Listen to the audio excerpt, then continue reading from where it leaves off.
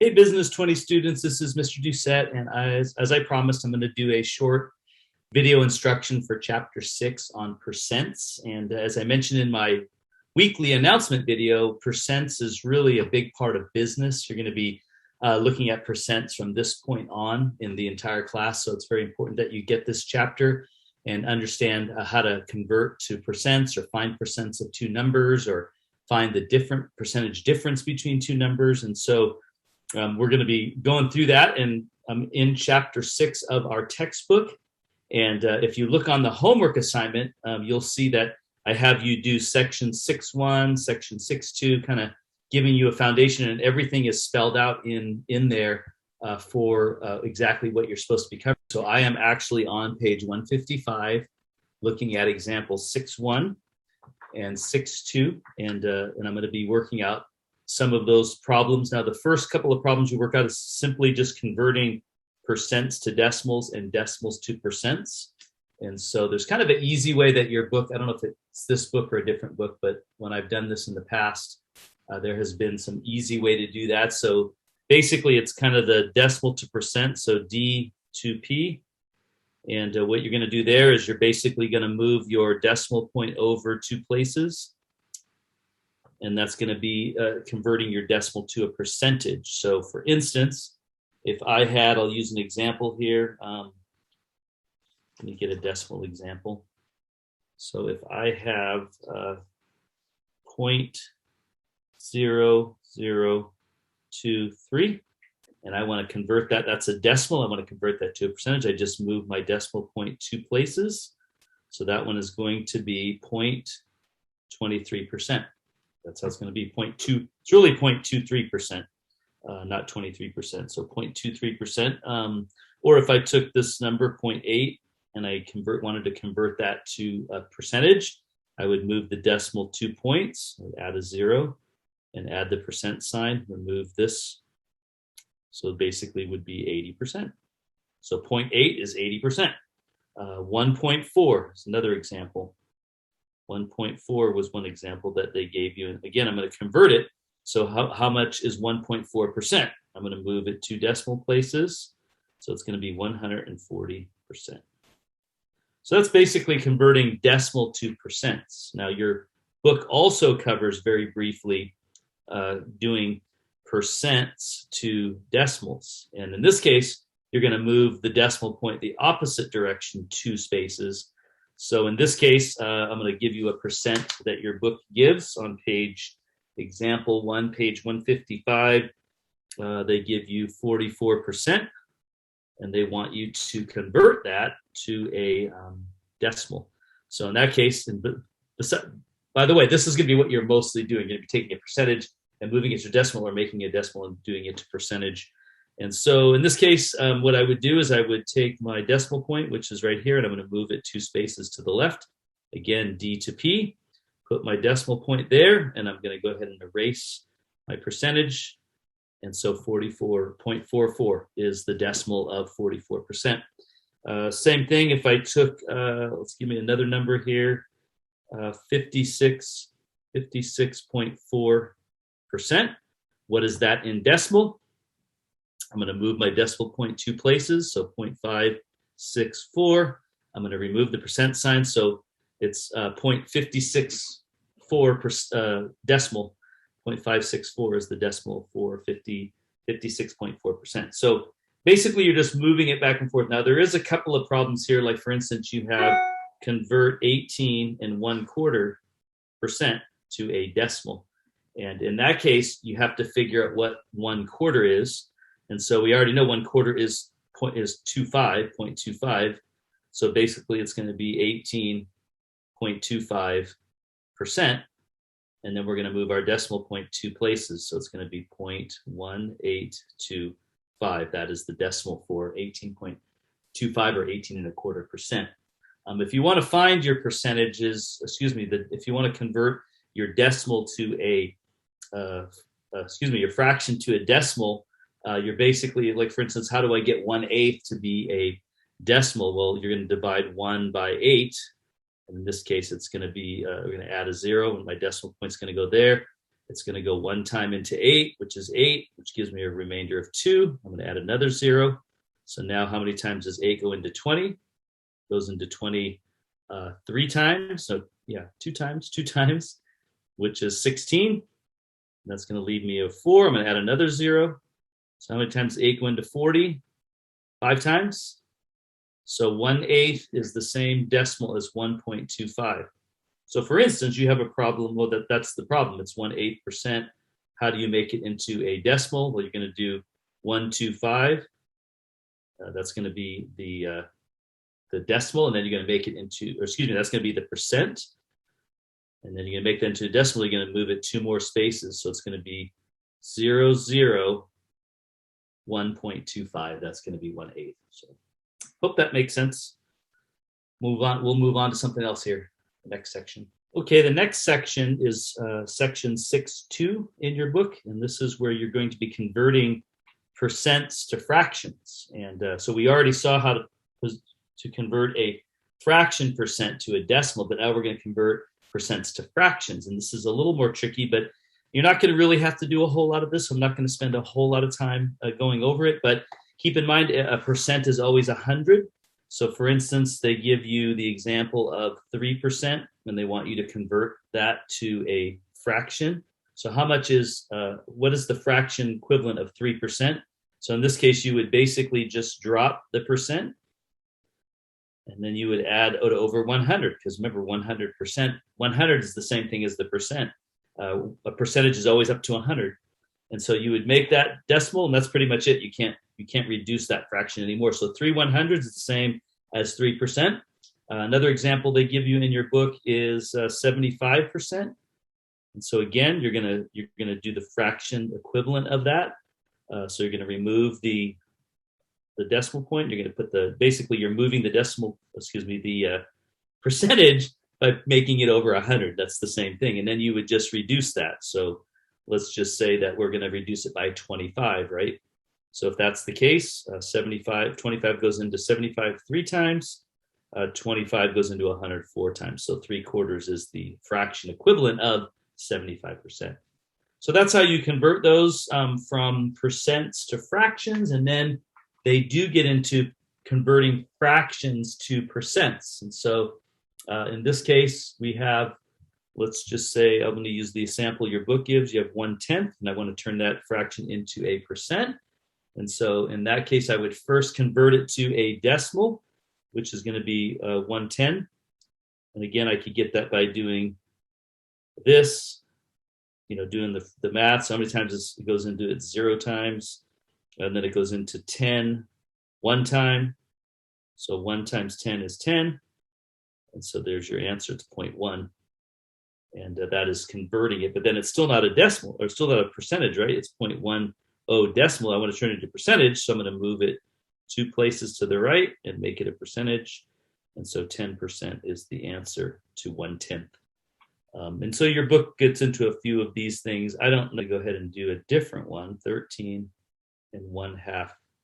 How do I convert that into a percentage? So what is 13.5 in percents? So again, I would have to first convert my 1/2, which I know is 50. So that would be 1350. That would be the decimal, and then I want to make it a percent. So I'm going to need to move the decimal point over 2 places and put a percent. So it's going to be 1350%. That's going to be your answer to that one.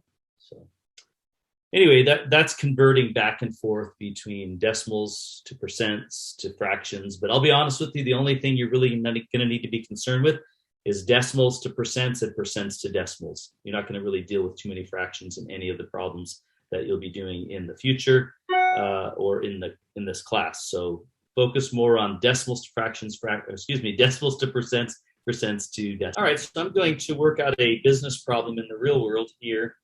This is on page 159. It's a business decision problem called Enhancing the Pie. And it's basically showing you here on this pie chart the amount of revenue that Walt Disney brings in for each area of their business. The $16.9 billion is media networks. The $10.7 billion is parks and resorts. The $6.1 billion is studio entertainment. and then the 2.4 billion is consumer products. So what they want us to find out is what percentage is each of these of their total business. So the first thing we want to do is add up all of the total amount of money that they've made, and if you add it all up, it comes out to $36.1 billion. So that's the total revenue, but what percentage is each of those? And so all you'll need to do in this case is take each one. So 16.9, which is their media networks, divided by 36.1. And that's going to give you their total percentage for that particular department. So if I do the math on that, if I do it on the screen here, you probably won't be able to see this. So 16.9, I'm just doing the math with my calculator, divided by 36.1 equals 40.46. So the answer is 0.4681114, etc. But that's the decimal. So now I got to convert that to a percent. So that's going to come out to 46.8%. So this particular section is 46.8% of their business. That's media networks. How about the next one, the 10.7? What percentage is that of their total business? And that's where you would again take 10.7, divide that by 36.1. You always divide it by the total. And so that's going to come out to 10.7 divided by 36.1 equals, that comes up to 29.6% of their revenue. And so you can go through each section and do that, and what you'll come up with when you're done is 100%. If you add the 46.8% to the 29, which is behind the calculator here, the 29.6%, you add it to whatever the 6.1 billion is, and what is the 2.4 billion, it'll come out to 100%. So that's why percentages are valuable, because you might break your business up into 4 sections, just like Disney did, and you have your total revenue, but you want to know how much is each section making in percents, and that's a way to do it. So I just want to show you that real quick as we move on into section 0.63. Okay, as we move into section 6-3, we are now looking at what's called the portion formula. And this is really a valuable tool when it comes to solving not only percentage problems, but also as we get into the markups and markdowns in Chapter 8, as we get into some of the other future problems, we're going to be using formulas, and we get into compound interest, things like that. And this formula kind of forms the basis of that. And so your book shows the formula this way, and I'm going to draw it 2 different ways. It shows you a triangle, and then it has basically your portion, your rate, and your base. And that's how it draws it up. And as we'll see, your base is always going to be 100%. 100%. Your rate is always going to be what's the rate of the percentage, and then your top one is going to be your portion. So for instance, if I had a base of, let's just say 500, that's my base, and I want to find out what the percentage of that is. What is $300 in relationship to 500? What percent is $300 of 500? What's the percentage of difference? So I would basically just divide those together. This line represents divide. This line represents multiply. And so I would divide those two. So 300 divided by 500 would give me the percentage of the difference of those two numbers. So 300 divided by 500, I just picked random numbers, equals 6.6. So that is 60%. So 300 is 60% of 500. And that's where this little formula comes in handy. Now I'm going to change it up just a bit because I like better to use the circle version of it. So it looks like this. And this is going to be your portion. This is going to be your base. And this is going to be your rate. So whenever you want to find the portion of a number, in this case, you want to find 25% of a number, then you're going to take your original number, which is your base. You're going to multiply that by that percentage, 25% or 0.25, and then you're going to find your portion. So if I said the number was 500, and I'm going to multiply it by 25%, and my question is, what is 25% of 500? In this case, I converted if you notice, I converted the percentage to a decimal because you can't do math with percentages. And then I'm going to multiply those two together. So basically 500 times 0.25 equals 125. So the portion is 125. That's this number. So portion, base, rate. So you can solve any of these problems by using this formula. This again is called the portion formula. So portion, base, which is your starting number, and then rate, which is your percentage. All right, so we're going to be doing some problems using this particular formula. And by the way, just for the sake of keeping it consistent with your book kind of writes it different ways. So you have basically the way it's always going to come out is going to be portion equals rate times base, or base times rate. Your rate is always going to equal your portion divided by your base. And then your base is always going to be your portion divided by your rate. And basically that formula that I just gave you, that's exactly what it tells you. Base times rate divided by portion. And all three of those formulas work within that one, the portion formula circle that I just showed you. So we're going to work out some problems using this.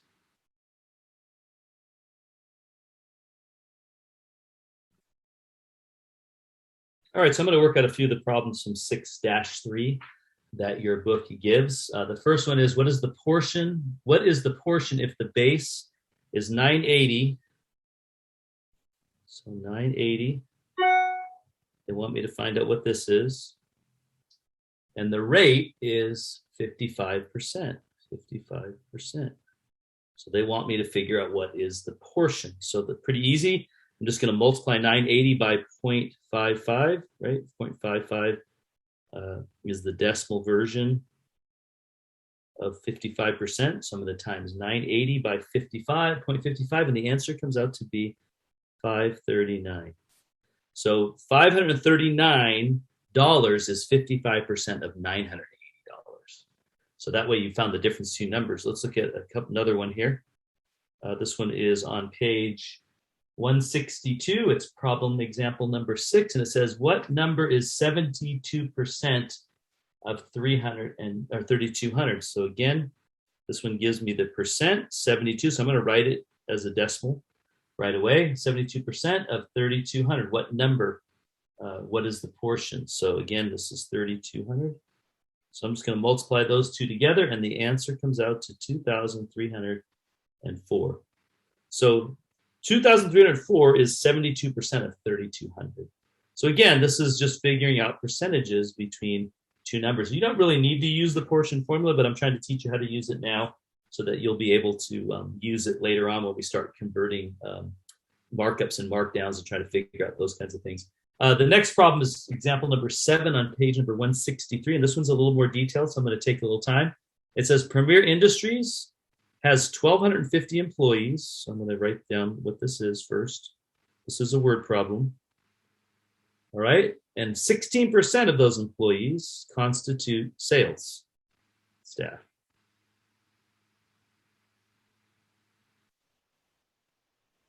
And then it says, how many employees are in sales?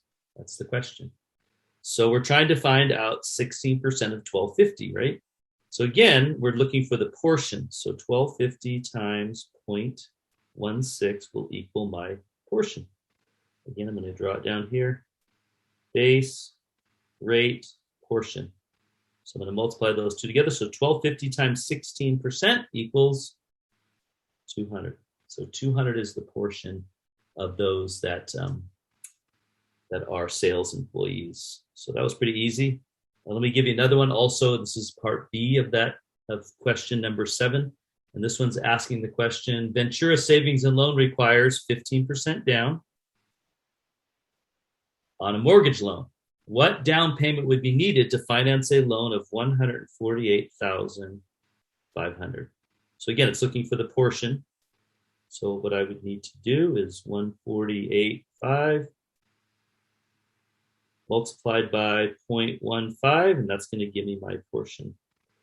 And the answer to that, I don't know because I didn't do that one yet, but let me look it up.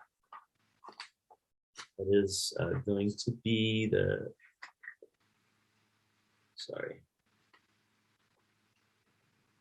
That is going to be a $22,275 down payment. Yeah, pretty nice. All right. So those are solving for portion. Now we're going to solve for, the next section is solving for rate. All right, now we're moving into section 6-4. We're going to solve for the rate instead of the portion. The last couple of problems we solved for the portion. Now we're going to solve for the rate. And so again, we're going to use the same formula. We're going to do base, portion, and then we're trying to find rate. So again, these are going to be divided. So if I have the portion and I have the base or the starting number, I can find the percentage. So in this case, the first question you have is, what is 67% of 142? So I'm going to go, or not 67%, what's 67 of 142? So I'm trying to find the percentage. So all I'm going to do is divide those two together. So I divide 67 by 142. 67 divided by 142 equals 47.2%. That's the answer. So 67 is 47.2% of 142. You have another problem here. This one asks you, this one's a word problem. So I'm going ahead. This is on page 164, exercise 10. It says a contract called for 18,000 square feet of tile to be installed in a shopping mall. In the first week, 5,400 square feet was laid. So what percentage of the job has been completed and what percentage of the job remains? Well, again, this was the base. It was the total that they had to put in, and this was the portion that they put in. So we're going to use the formula. We're going to take the portion and divide it by the base, and that's going to tell us what the rate is, right? So again, 5,400 is how much we got done, but the total was, the base was 18,000. So that's going to give me a 0.3 is the answer, or 30%. So 30% of the floor was done. So how much remains? Well, 100% is the total minus 30. That means 70% remains. So there's the answer to that problem.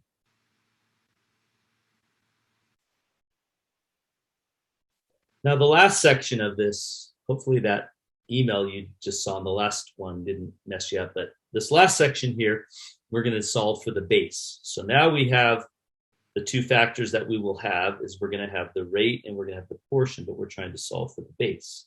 And these problems are very similar, but let me give a couple of them to you.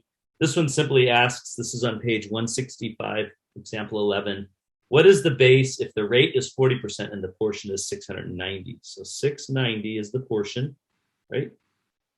And the rate was 40%. So I'm going to just put it as a decimal, 40.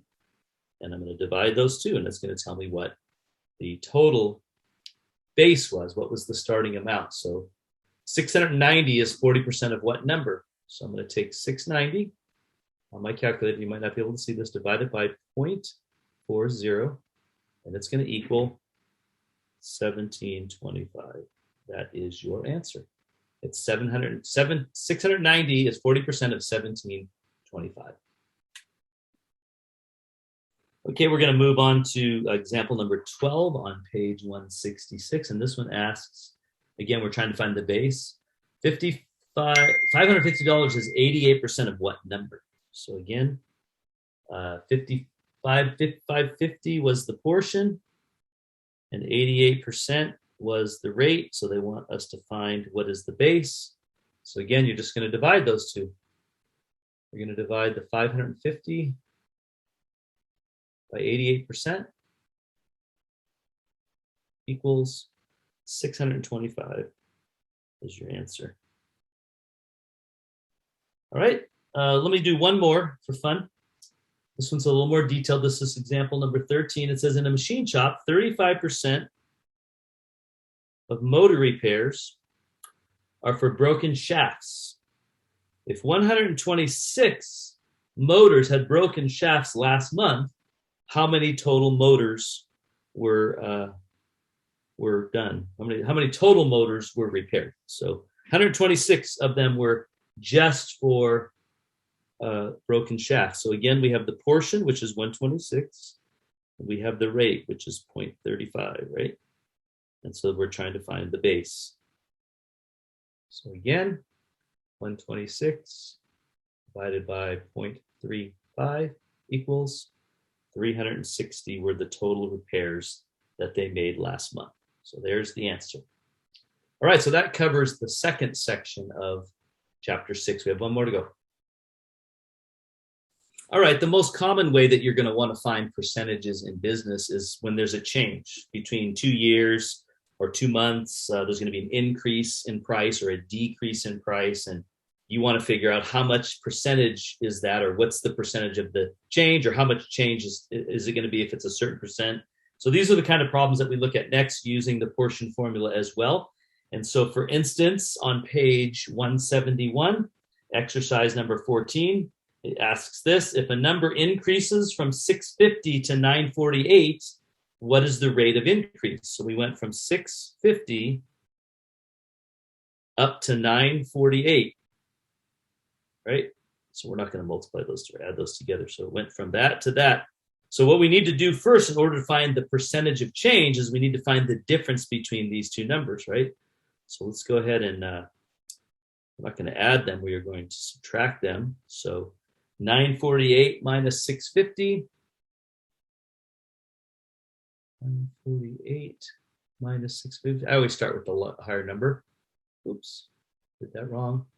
948 minus 650 equals a difference of 298. So if I want to find out what is the amount of increase, in this case, I'm going to start with my base. My base was 650, not 948. 948 is my new total. 650 was my base, and 298 was the amount of change. Again, we're trying to find the rate here, right?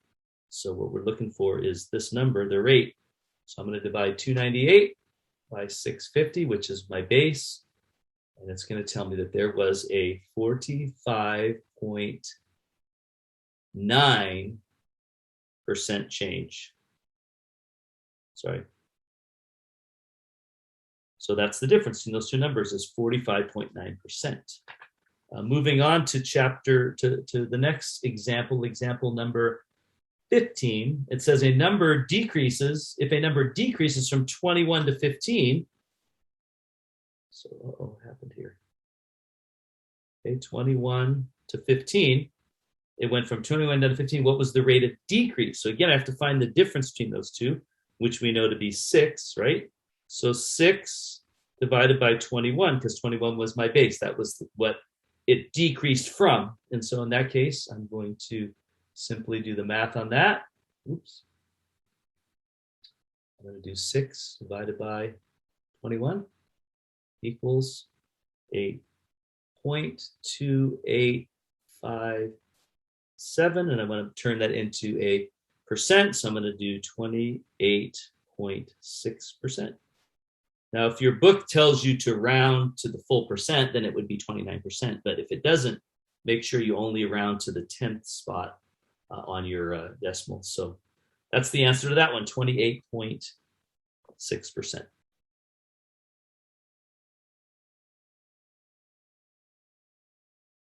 All right, your book continues with example 16 on page 172. The last question I did was 172 as well. And this one asks you to find the rate of change between two numbers. And that's kind of what we've been doing. When Mike Vetermos was promoted from supervisor to manager, he received a salary increase from $450 up to $540 per week. What was the rate of change of his salary? So again, we want to find the difference, which we know the difference between those two is, looks like $90, right? It's a $90 increase. And we know that his original amount was $450. So we're going to divide 490 by 450.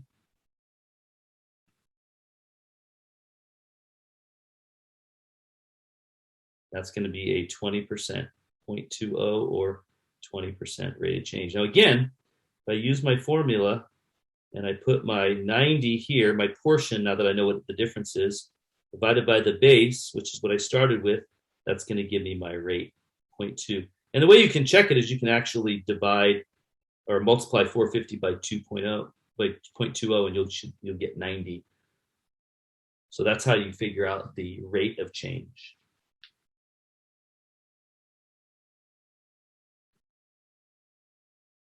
All right, now we're going to move into section 6-7. That was 6-6 we were just on. This is on page 173. This is determining the amounts in increase or decrease situations. And so these problems are more word problems. So I'm going to go to example 18 on page 174. It says worldwide imports has had computer with 525 gigabytes. Hard drive, if replaced with a new model containing 60% more capacity, how many gigabytes would the new hard drive have? And that's the question they want to ask us. So we're going to use the portion formula. We're going to go 60%, right? And we started out with 525. But we want to do a 60% increase, right? So there's two ways to do this problem. One, I can simply just multiply that and find out the portion, right? So the portion would be 525 times 0.60. That tells me that we're going to see a 315 gigabyte increase if I was to go 60% higher. There's another way you can do the problem, though, that would actually put the answer, because now what I need to do is I need to say, well, now what's the new gigabyte? Well, I'd have to add the 525 to the 315. So that would be, 30, 40, it would be 840 gigabytes was a 60% rise. But another way to do it is you could actually take the same problem to your 525, multiply it by the rate, 0.60. But if you add a 1 to that, it's going to add the 525 back into the answer, right? So if you multiply 525 times 1.60, it's going to keep the 525 in the answer and add the percentage on top of that. So your 800%, your 800 gigabytes is going to be your answer. If you multiply 525 times 1.60 equals 840. Sorry, I did the math wrong in my head. Oh, I said 840 earlier. 840, right? So 840 gigabytes, it went up 60%. So there's your answer. Let me go ahead and do one more on this section, and that will hopefully solve those. The other problem is example number, let's see, that was example number 18, example number 19. We'll do this one. It says, solve the following business solution. Overland Express has delivery trucks that cover 20% fewer miles each week during the winter. Snow, because it's the snow season, if trucks average 690 miles per week during the summer, how many miles can be expected during the week in the winter? So we're trying to find out how much is it going to decrease. So if it decreases by 20%, well, we're going to go ahead and do our portion formula, 690. That's how many miles they normally drive, but they also are going to decrease by 20%. So we're going to multiply. The easy way to do it is to multiply those two together. So again, just using the portion formula, you could do 690 times 0.20 means that they're going to drive 138 miles less per week during the winter as they do the summer. But that doesn't give us our final answer, does it? They're saying, well, how many can you drive then in the winter? So I need to take the 690, I need to minus the 138. And that's going to give me how many miles I can drive in the winter. But I'm going to show you a quicker way to do it. That equals 552 miles in the winter and 690 miles in the summer. But there's a faster way or easier way to get to your final answer. In this case, because it's asking me for a decrease in the percentage, a decrease in the amount, I could have done this. I could have taken what's called the complement of 20. And I could have, sorry, hold on. I could have actually taken the complement. So basically take the 20% and minus it from 100. That would equal 80, right? So if I take the 20 and I minus 1 from it, shoot, this thing is not working, minus 1, it would be 0.80.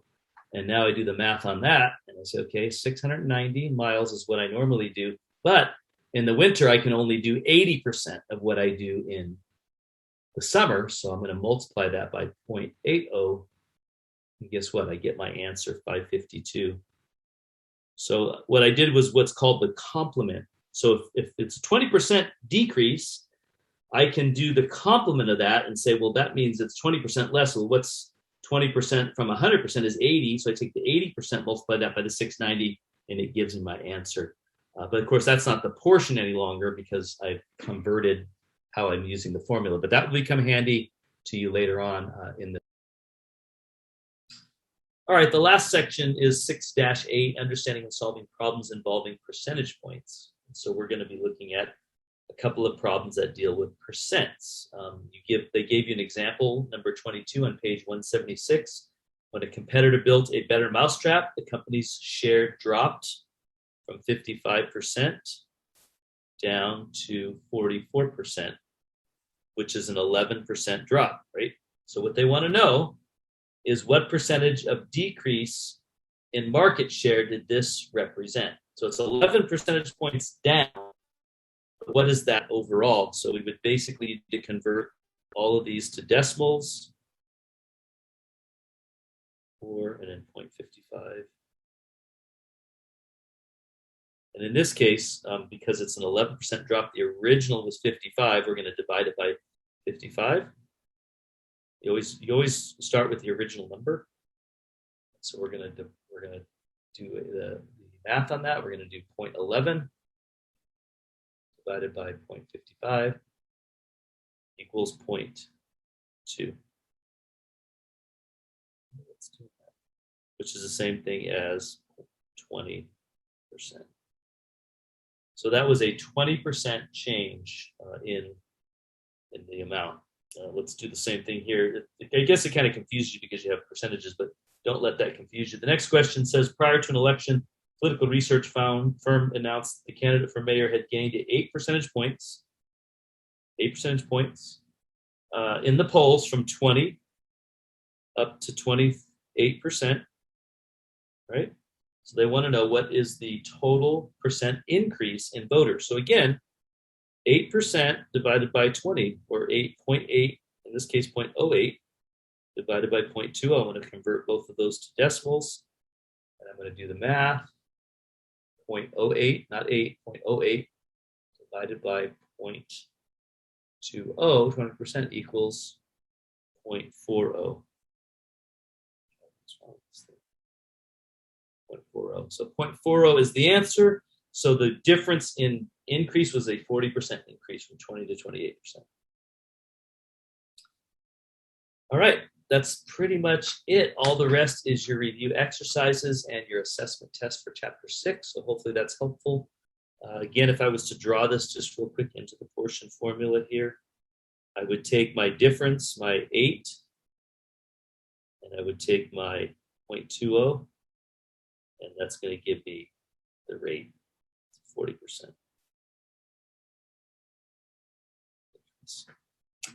Hopefully that helps, everybody. See you next for the next chapter.